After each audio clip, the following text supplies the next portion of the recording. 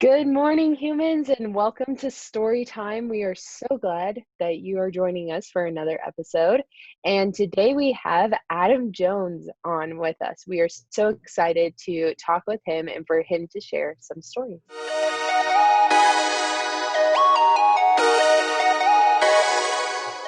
All right, everyone, welcome back. I am so excited because we are here with the legend, Adam Jones, and he is all the way in Japan. He's in the future right now, but how are you doing? Yes, I am.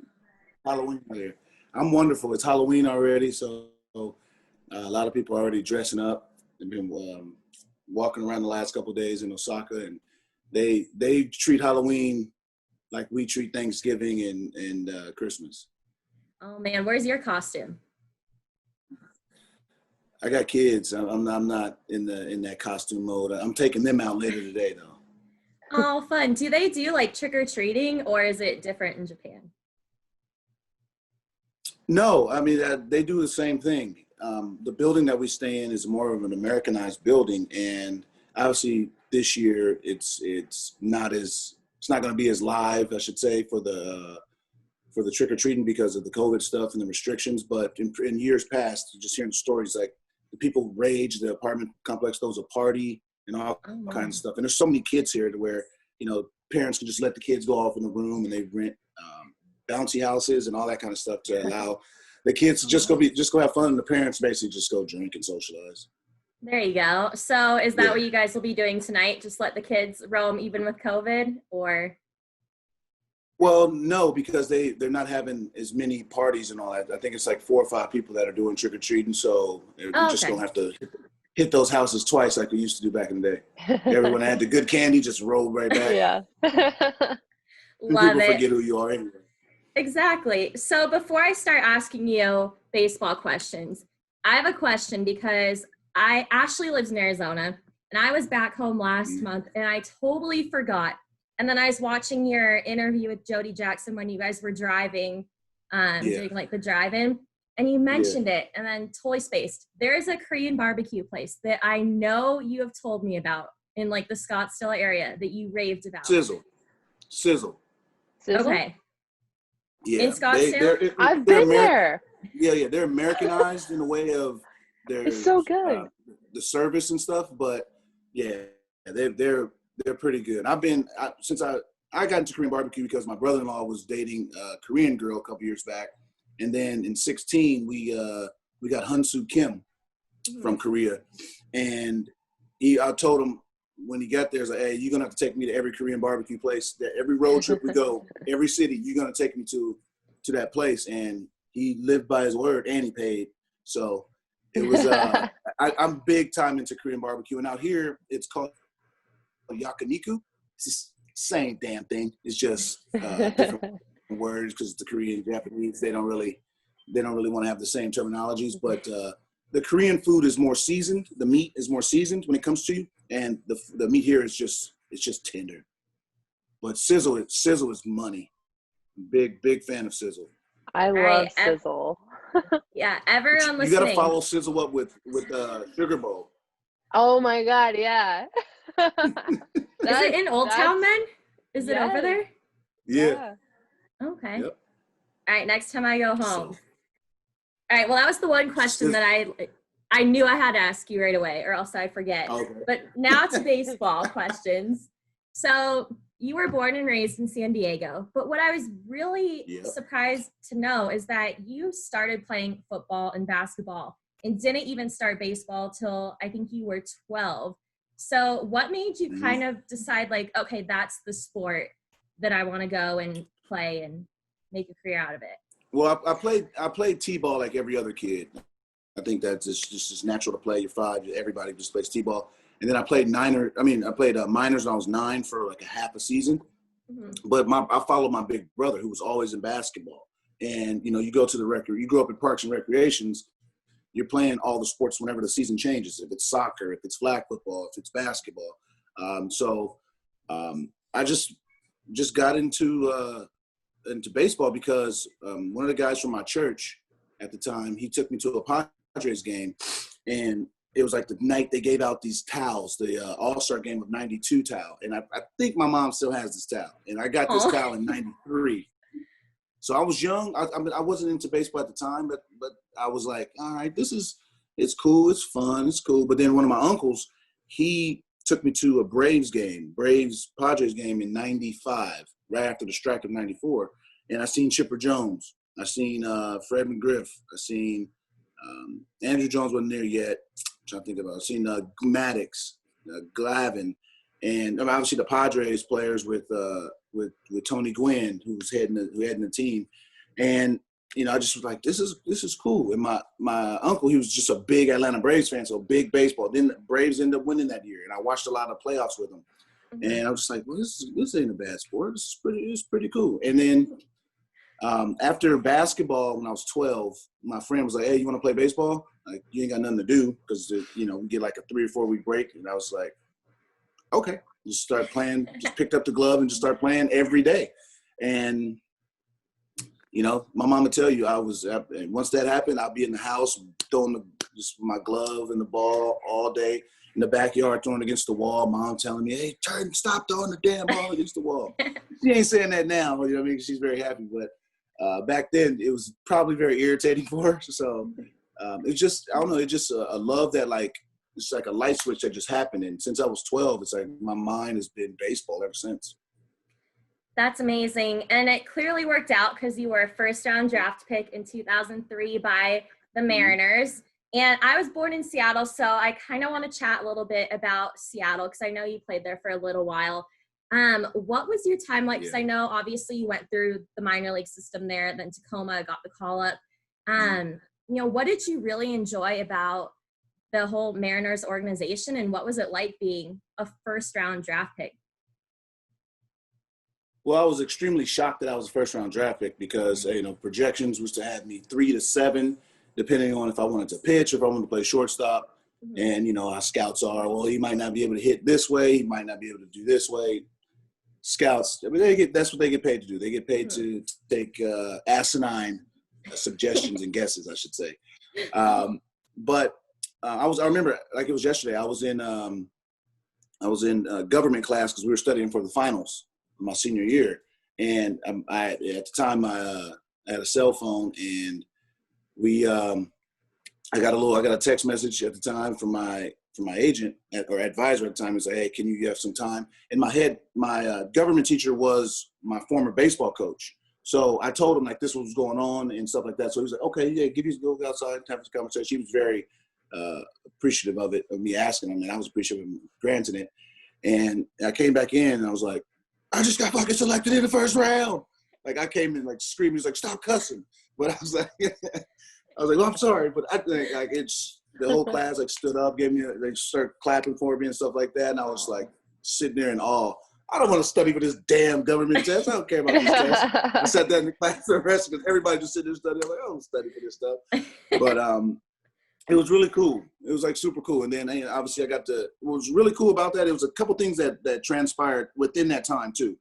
It was June 3rd we got drafted. My English teacher, who Miss Oyashiku, she had Mark McLemore 20 years later, or 20 years prior to me as an English student. So when me and him have vaguely been in conversation sometimes, she told him about me and stuff like that. I knew of him. And that day I went to her class, and she, I already had her class, but I went to her class after lunch and just told her, I just got drafted in the first round. She called McLemore right then and there, and we talked. June 9th, I was going out to the All-American game in New Jersey, Brooklyn. It was the first All-American game, and the Mariners were playing the Mets. So McLemore, it was crazy time, and McLemore took me to dinner at this Italian restaurant, Il Vagabondo. Still remember that. Bomb Italian food. And we sparked up like a mentor, he's my mentor. We sparked up a great relationship and all that stuff. And then the Mariners came to San Diego 2-3 weeks after that. So I got to take my friends to the stadium, go down I still call it Jack Murphy. They call it Qualcomm, but we got to go down the field in the clubhouse, and I'm just sitting there in awe, looking at all these guys I watched on TV, just oh my goodness, this is crazy. And I'll never forget Ryan Klesko and Buchanan came over, And it was just like, what's up, man? Congratulations. Heard you're a draft pick for the Mariners and all that. And the best part about that is Phil Nevin. So when I was a teenager, I used to sell candy door to door, bothering the hell out of people, I know. And I was in area Scripps Ranch. I knocked on the door, and it was Phil Nevin. So I'm sitting there. I had my little spiel ready to go, like, hey, you know, I'm this. I'm that. I'm trying to just do better. I'm trying to make some money, you know. And I just sit there and froze, just like, hi, Mr. Nevin. Like, oh, never mind. Yeah, I don't care about all this stuff. And I just like told him, like, man, I play baseball. I'm a big fan of the Padres, big fan of yours. And he brought me in his house, and we talked like 10, 15 minutes. And then that day also when I got drafted, he came over to me just like behind me and was like, what the hell are you doing on the field? And I was like, I just got drafted by the Mariners. He's like, what? And he was extremely happy. And then obviously I got to play against him. But then years later when he was started to become the third base coach with the Tigers, came up in September, I seen him again, and just a big smile. And it's a random relationship, but something that's like really, really awesome that, you know, you never know who you're going to meet. You never know the impressions you're going to make on somebody. And I made a good impression at the beginning with him, and he's always just been a very supportive person of me then. So then we worked out a contract with the Mariners, and I went to Arizona. My brother had me late for my first flight going out to Arizona, so I missed my plane going from San Diego to Arizona. So I had to go the next day, and the Mariners was probably like, what the hell's wrong with this kid? You miss a flight. And then it just started a journey. And, you know, I put my head down and worked my tail off. I think one of the biggest influences that I've ever had, that he's not a big name either. It's actually three guys. Willie Bloomquist is probably the biggest influence in game, like when I got into baseball, because on the physical, because in 03, 04, he was the 26th man on the Mariners team. Like, he was up and down, and I got to work out with him in the offseason. He was like, I don't give a damn if you're a first rounder. And he pushed me every single day, pushed me. And he made me better. Like, we went, and I was a shortstop at the time. We go out and take 200-300 ground balls. We go hit. We go run bases. We did all that. And I seen the value of hard work through his eyes. And J.J. Putz, another one. Obviously, him and Nat Thornton, two pitchers, but all two guys that were very influential in just saying, hey, man, hey, kid, you want to be at this level? You know, you have to put in the time. You have to put in the work. And, you know, I just worked my tail off with those guys. And when I got to play, I got called up in 06. Bloomquist was the first one there to greet me when I got to Toronto. And it just started a magnificent journey. And I appreciated the Mariners organization.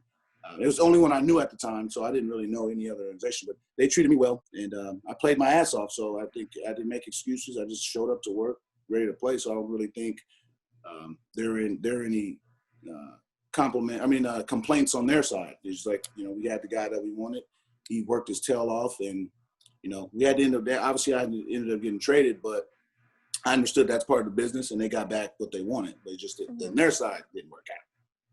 And I have to ask, just because I love talking food and I feel like you know all when it comes to food, was there a place in Seattle that was like your go-to? So when I go back, I always go to Ivar's. Like, it's just the clam chowder, fish and chips, that's my go-to. But did you have one? El Gaucho. Ooh, I don't think I've been there before. El Gaucho Steakhouse. I said they got a peppercorn steak, peppercorn fillet. Ooh. Downtown? Yeah, it's on First Street. It's a little bit east-west. It's closer to the tower. Closer to the Needle. What's it called? The Needle. It's so it's like Pike Place, and then it's going towards the Needle. And every time I go there, I get the room, because it's like when I go to Seattle, it's like my brothers come up there and stuff like that. So it's like we just do like a nice trip and like a boys trip, and we first night in there, make sure to get the back room and just eat all kinds. Oh man, now I'm hungry. I'm sorry. I'm gonna be taking notes. And obviously the Met Grill is great too. That's a really good place. But mine, I choose El Gaucho over that. And obviously going to Pike Place and seeing all the people throwing the fish. When I first got drafted, they brought me up there. I caught that big heavy ass fish. My mom did too. Like, just tossed it. I mean, people don't realize that fish is coming in probably about 25 pounds. Like, damn. Oh yeah. And you just stink, smell like fish, but it's part of the experience of doing it. So it's a good time. Love it. And then you went to the O's, where I think most people would probably recognize you from. with your time in Baltimore. And I know you had some amazing career highlights, but can you kind of put into words, was there like one specific memory that will always for the rest of your life stand out to you about your time in Baltimore, something you will tell your grandkids and just everybody down the road?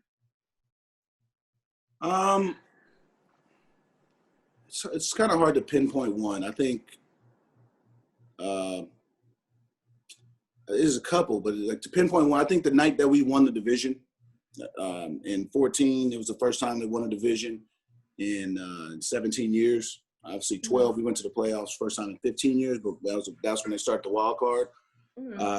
But when we won the division in 14, it was, obviously I started the pie and stuff like that. And it was just a big celebration on the field. We got to see, some of the old time players that lived in the area came out. You got to see fans really, really appreciative of the hard work the players have put in, and obviously the success, rewarding the success, and how prideful people are on the East Coast of their sports, and especially Baltimore been beat up by New York and Boston in my lifetime, to where it was like a kiss my ass to everybody else on the East Coast. Like, this is our division this year. Y'all can't do nothing to us. This is our division. And, I got to run around. I had like 5 or 6 extra pies left. Markakis pied me, which was cool because I never pied anybody with more service time than me. So JJ Hardy and Markakis never got pies. Huh. Interesting. Never got pies. Well, everybody else, fair game. So Markakis got me, but it was cool that I had 5 or 6 extra pies, and I ran around the stadium and was pieing fans. Oh. Yeah, I'm sure they didn't want to watch their face. I'm like, okay, whack. But there was one. I had one pie left, and this big dude was like, "Pie me." I just looked at the pie. I'm like, "You do not want this pie." He was like, "Pie me, yeah." I'm like, "You do not want this pie." I looked at the pie. It was pecan pie. Oh no. So I pied him and I twisted all his face. He was all red. Oh no. Oh yeah. I was like, "Hey man, you said you wanted the pie. You got the pie." So that right there is one of the most memorable moments of my career there. Obviously, there's tons of other moments, but if you had me to choose, that one right there was just awesome. Just to see the entire stadium just going nuts. Not one person left. It was a sold out crowd. Not one person left. We were playing the Blue Jays too, so they ain't got many fans that's coming to Baltimore. So it was just, it was amazing, to say the least. And I know that's what a lot of players want. Like, that's their dream, is to have the sold out stadium, the win, the clinch, like everything, the fans. So that's so cool. But then another thing that I feel like just baseball fans in general will know you for is the WBC in 2017. And it was before I started watching the O's. I was still just loyal D-backs fan. But your amazing catch against the Dominican Republic, I think social media blew up just to represent the country and to have such a moment like that. How cool was that? I mean, they asked me in 13, the off season of 12, actually, and I didn't hesitate. I said, yep. I told the Orioles, I said, I'm playing for Team USA. I'm not going to really ask. It's not like asking for permission. I'm going to play for Team USA. They asked me, so I'm going to do it. And, to represent the country, I'm from the United States. I've gotten to try out for Team USA when I was in high school. It didn't make it, so it just pushed me more. And, I just was like, this is an opportunity to play with the best. It's basically an all-star team. You got to, and obviously it's very selective because they ask a bunch of players and some players decline, obviously, which I completely understand. It's a tough tournament to get through and play all those games that early into spring training with that intensity. It's physically and mentally tough to turn it on that early, but the opportunity arose and I was like, there's no way I'm allowing this to slip through my fingers. So I played in 13, which is awesome. We ended up losing to Puerto Rico in the semifinals, but then 17 was just special. And I think we knew we had a good team. Obviously, Dominican is the powerhouse. We played in Miami, had them up, and then they ended up coming back. I mean, their bullpen is just ridiculous. Their lineup, their defense. I mean, Dominican's the top team. Only thing they didn't have, their only flaw was the starting pitching, which was good, but not as good as other teams. So when we knew that once we get to San Diego, we were going to play them again, and we ended up playing. Everything was. I think that was the best game of the tournament. It was both our games against Dominican. I think out of the whole tournament, I think those were the best games. Most recognizable names on the back of the jerseys, and just the star power I think that both teams had. And we went back and forth, and I still remember running for that ball and just jumping. And it's like I caught the ball, and I was like, I blanked out saying to myself, "There's no way I caught this ball. Like there's no way I just caught this ball. There's no way I just did this." Like when you just freak out your own self, and I freaked out my own self, and I was like, "Wow." And I just sat there, like I showed a lot of emotion, and then I sat there in center field after the play, and the next batter's coming up, and I'm just like, "There's no freaking way I caught this ball." Just saying it to myself continuously. Wow. And then I got to see the highlight after the game because went back to the dugout, and we had to put up more runs because Dominican was coming back. Because people always want to forget next hitter Cano hit a home run. Mm-hmm. So I robbed 4-3. Cano made it 4-3. It would have been 4-4. So I just got back in the dugout, and I just was sitting there in awe. And then once the game ended, and I got to see the catch. I was like, all right. Like, okay. Not bad. My phone was just blown up. And after the game, I was like, damn, I didn't know it really made an impact on a lot of people. I mean, because it's different when it's Orioles versus team, Diamondback versus this. This is Team USA, so you got the whole country watching you versus Dominican. So it's a little bit different. You're getting fans from different regions and all that kind of stuff, which was really cool and really humbling. Yeah, that was amazing. And like you said, just to unite the country, because I feel like, especially in like rivalries or Dodgers versus anybody or Yankees versus anybody, everybody gets so aggressive. But the great thing about the World Baseball Classic is everybody roots for their country. Exactly. And that was awesome. And I loved watching it. So we're going to fast forward a little bit. So 2019, it was kind of weird how you ended up with the D-backs because you were a late ad to spring training. And you were living in Phoenix in the off season, right? So how did that happen? No, I was living in Baltimore because I still had a house there. So I was just like, I'm gonna see what happens with free agency. And once spring training started, I was in Arizona. I still was in Baltimore, just like weird and dumbfounded, like what the hell am I gonna do? So I just went out to Arizona. I went to Arizona just to, be around baseball, be around some of my friends that haven't signed yet, be around just other baseball players, my kids, be around just, they're my friends and their kids. And like it was a normal spring training for me too, but just I wasn't going to no ballpark.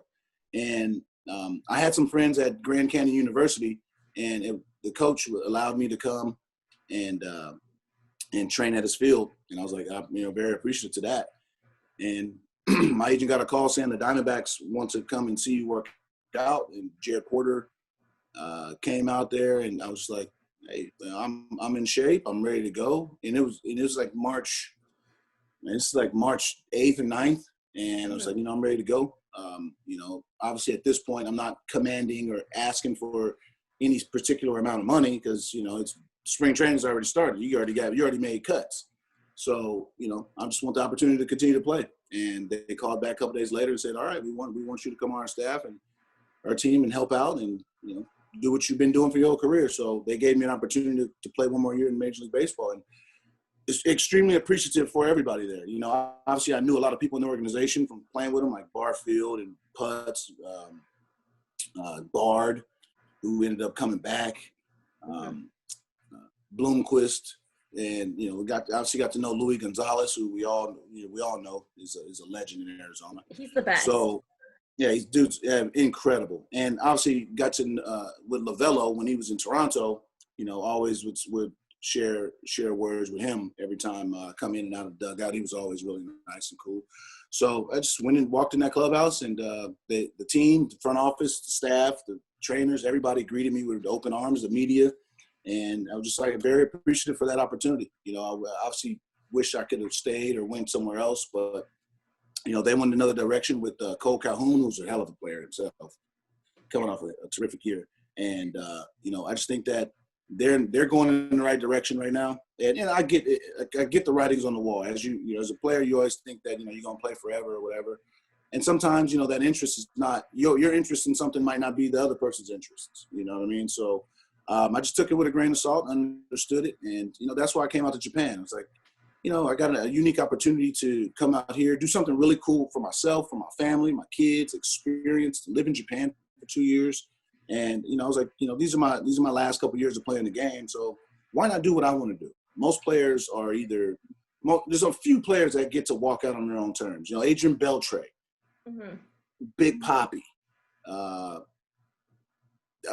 Mariano Rivera, Mo, Derek Jeter. You know what I mean? There's a few amount of people that get to walk out on their own. Most people just, searching for a job and then doesn't get one. And they're like, well, damn, I'm gonna call it quits. You know what I mean? So I've had tons of friends do that. So I was like, you know what? Let me take advantage of my career. I already amassed the 10 years of full service. So it's like now this is the time for me to do what I want to do. I'm not gonna let Major League Baseball. I'm not gonna let anybody else control my career but myself and my family. So it arose. My wife was like, let's go to Japan. Let's go do something cool. My wife lived abroad when she was younger, so she's like, let's go take our kids to Japan, see another country. And truly, it was the right decision. Obviously, in hindsight, I didn't know that COVID was going to come and, stop the game. And I don't think anybody's seen that coming. But out here, we stopped and all that kind of stuff, but they ain't cut our pay. So there you go. They didn't cut our pay. So it was in hindsight, I was like, sweet. But I think it was just the right move. I got a couple years left in this body to play the game, and why not do something that I want to do? Because again, a lot of players most players are just forced out of the game. And we've seen it. I know you guys are big baseball fans, so you've seen a lot of guys who 32, 33, and you look up some guys 28, 29, like, damn, where's he at? You know what I mean? So I just want to just take my career in my own hands at this point, because everything else has been in someone else's hands. So I got a question, like, how different is it playing like American ball and then now playing in Japan? Like, did you have a culture shock at all, or was it kind of just the same? Well, I mean, once you get on between the lines, baseball is the same, but they play a National League 90s style brand of baseball. A man gets on, bunt him over. There's no hitting behind him. You know what I mean? Man gets on leadoff double or something like that, or leadoff single. They try to steal that bag. Like they try to play the old school level, the 80s and 90s style of baseball. Steal bases, bunt him over, move him over. Infields in. They play a lot of infields in. They do something I've never seen. So if there's a man on second, generally they do it with 2 outs, but the middle infielders will pinch the middle, and the corner out, the outfield will come all the way in like it's 2 out, like it's 1 out in the ninth, and bases are loaded, and if it hits over your head, it's a win anyway. They do that in like 3rd inning. So I'll be looking at the defense sometimes. I'm like, what the hell? What are we doing? And I've seen things here that I've never seen before.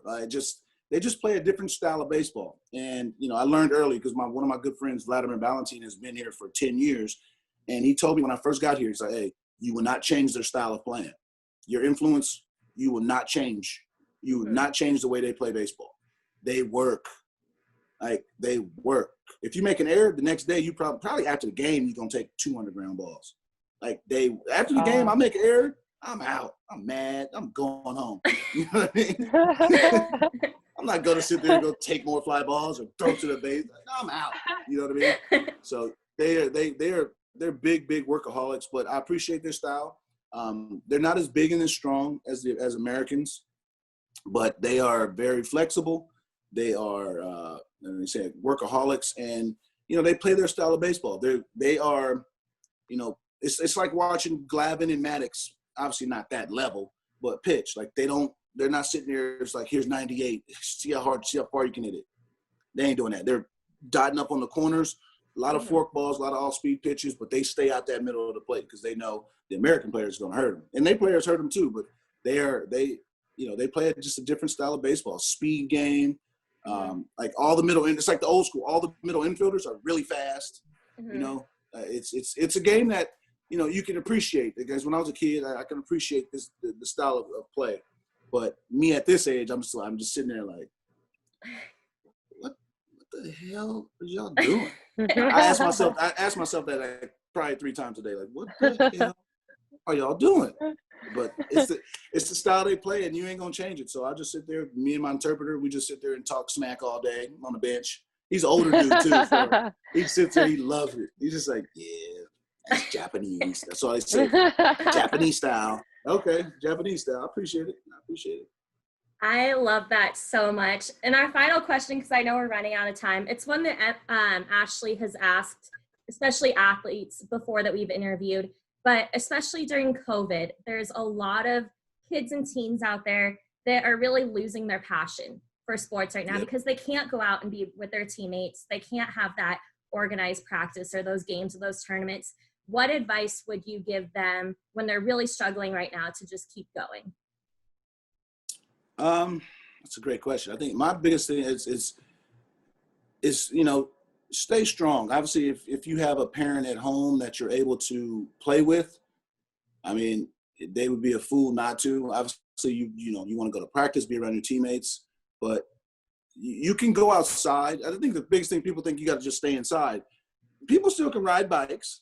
People still can go for runs. People still can do all that stuff, but you know, no one wants to do things that better yourself. No, who wants to do that? Like, who wants to better themselves?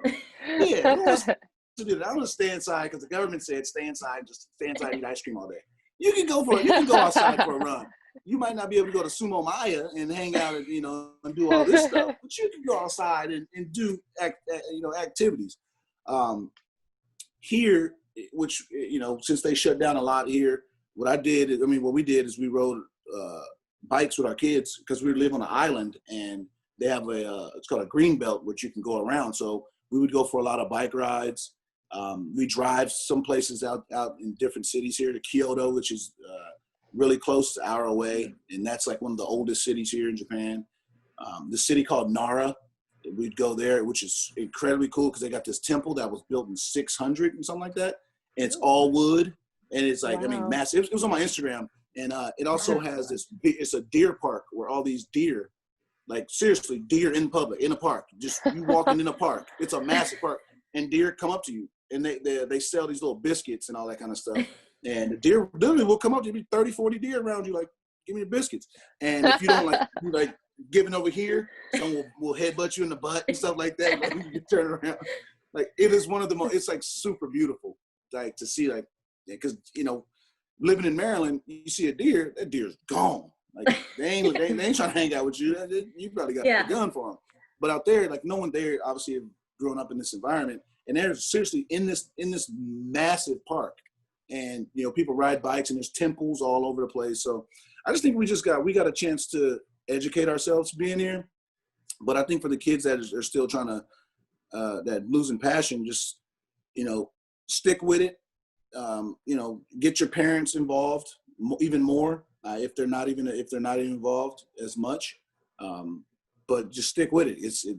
Bad times are gonna go away, and you know you're gonna have your time to shine. And trust me, the major league athletes, even the minor leaguers, they're the ones getting totally screwed.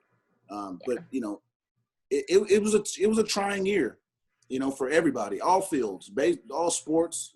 You know, the media. You know, they sat at home too. They had nothing to report. You know, every day just watching news. Like, oh well, we can't do this, we can't do that.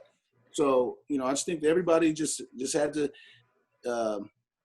put the big boy pants on this year. I think that's the biggest thing of 2020 is you had to put your big pants on and realize what's important. You know, stay safe and, you know, try to maintain the passion for whatever you did. I know a lot of people, you know, picked up different traits, learned how to play chess. Hopefully not a lot of kids got into video games because we know video games and snacks lead to being. That's what all the athletes got into was video games. All the Twitch streams now. But they're athletes, so they probably got their workout in the morning and then got to the video games. So, like, you know, that right there, that can work in that favor. But, you know, I just hope that a lot of kids, and especially the college and high school lost a year. And you don't get a year back in high school, but it's good that the colleges have extended a year of eligibility for a lot of their kids, which is great because, I mean, if you're going into your junior year right now and you're borderline, like it might give you another year to get stronger, get a little bit bigger, get a little bit faster, get a little bit, more mentally prepared if the draft happens and you're selected. So I think there's some positives out of it, but obviously there's a lot of, downtime and sitting and sulking and thinking on your own thoughts. So I just hope that everybody was mentally strong, and it all around the board. People had to look at themselves and look deep into themselves and, be like, hey, this is a tough year, but, we're going to make it through. Exactly. That's awesome advice. And I hope kids and parents, if you're listening right now, show that to your kids. Learn from one of the best. So, Adam, thank you so much for joining us. I know you're so busy, but tell everyone where they can follow you on social media real quick. You can follow me at SimplyAJ10 on Instagram and on Twitter. I post some really funny stuff sometimes. I like posting stuff that makes people like, you don't like this guy. You don't like this guy. Obviously with all the social justice stuff going on, I like to, just teeter just a little bit, messing with people. Also, I have a Facebook fan page. That's where people really get nasty, and I love it. Oh yeah, and it's a picture of the worst. A bunch of jackasses, just straight this. You know what I mean? I live for it. Like, you're not gonna hurt my feelings. Say what you want to say. You're not gonna hurt my feelings. But I try to use social media as a fun tool, which is meant to be interact. I've been like a mentor to a lot of kids to ask baseball questions. If they're struggling through high school, college, pros, if they're struggling with handling certain situations. So I always tell young kids to reach out to me if they have a question, because, what's the point of having a career like mine and not dishing out some of the success back and some of the information back. Love that. And I think more athletes need to do that because kids are always looking for a way to connect with the people they look up to. So I applaud you for that and thank you for that. And I hope following this episode, lots of people go and follow you. But thank you again. Enjoy your Halloween. And Will do. Yeah, drink all the alcohol tonight and then have fun. I'm going to have a few. I'm gonna have a few. There you go. That'll be me tomorrow. So I'm right there with you. All right. Thank you, ladies. All right. Cool. Thank you. All right. Talk to you later.